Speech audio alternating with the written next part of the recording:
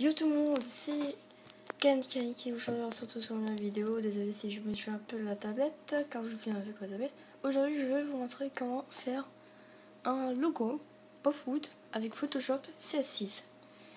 Vous allez sur Google, vous avez un navigateur internet, vous tapez un nom de personnage d'un manga. Par exemple moi ce sera Goku.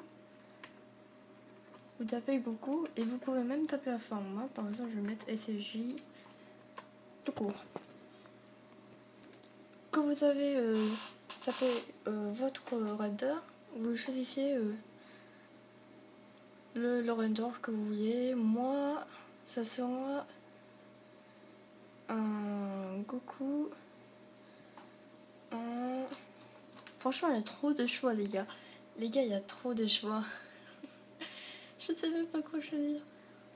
Je sais même pas quoi choisir tellement qu'il y a de choix. Allez, ça sera le Goku SSJ Blue. Ensuite, quand vous avez le Goku SSJ Blue ou le personnage du manga que vous avez, vous tapez, vous faites clic droit, enregistrer l'image sous, ça charge, voilà. Ensuite, quand vous avez fait le render, vous tapez toujours le même personnage, Goku Wallpaper. Et on va même un SCJ3 même. On va prendre un SCJ3, pas végétaux en tout cas. Celui-là j'avais utilisé pour un logo végétaux. Voilà. Quand vous avez le wallpaper qui est devant vous, pareil. Enregistrer l'image sous.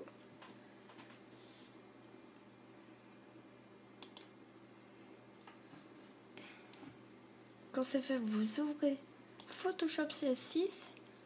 Le logo que j'ai fait avant, c'était le Itachi avec 6 cheveux. Vous faites nouveau.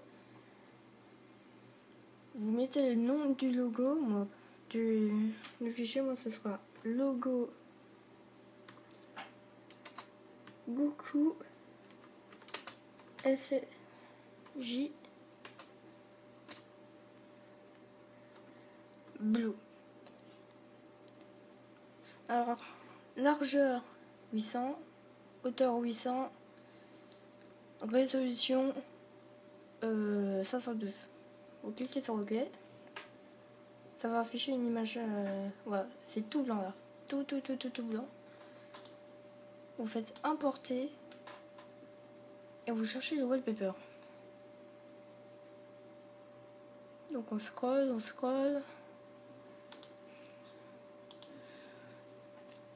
Quand vous avez le wallpaper et que le personnage est... on voit pas beaucoup sur la taille du logo, vous le mettez sur un coin. Voilà, on agrandit. Et vous mettez le Goku au milieu. Vous faites comme ça. Ensuite, vous refaites fichier et vous mettez un Maruguito. Alors, franchement, pour un Maruguito, pour ceux qui savent pas, c'est un logotype. Voilà, moi je vais celui-là. Voilà, moi je mets la taille jusqu'à en haut et puis c'est tout. Quand c'est fait, vous avez fini de le placer. Moi, là vous voyez qu'on voit pas, c'est normal. Vous faites clic droit, pas clic droit, désolé. Vous placez le logotype, ensuite vous allez sur le wallpaper. Alors désolé si ça va beaucoup bouger parce qu'en fait je vais faire CTRL-J. Il faudra faire CTRL-J sur le wallpaper. Ça va afficher une copie. Et en fait la copie, il faudra la remonter en haut du Maruguito. Donc le logotype. Vous faites créer un masque décryptage. Putain, ma souris est bug car j'ai une souris merdique. Bon, elle est nouvelle, mais elle est merdique. Ensuite, vous cochez les 4 premiers, l'heure terne, l'heure nord extrême, ombre interne, ombre portée, contour. Ensuite, vous mettez la taille. Vous mettez la taille des contours du logotype. Vous mettez 7. Ça ira bien. Ensuite, quand c'est fait, vous cliquez sur le wallpaper. La copie, la non-copie. Vous faites atténuation, flou directionnel ou flou aussi en premier. C'est pareil, moi je vais mettre. Moi, vu que j'avais déjà utilisé pour faire un logo, je vais mettre flou directionnel. Vous mettez angle 19.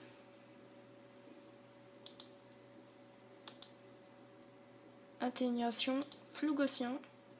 Rayon 6,0 ou juste 6 tout court. Vous faites OK. Vous allez sur la copie du wallpaper. Vous faites fichier, importer, accès rapide, document. Enfin, en fait, si c'est pas la même chose chez moi, parce que moi, c'est la même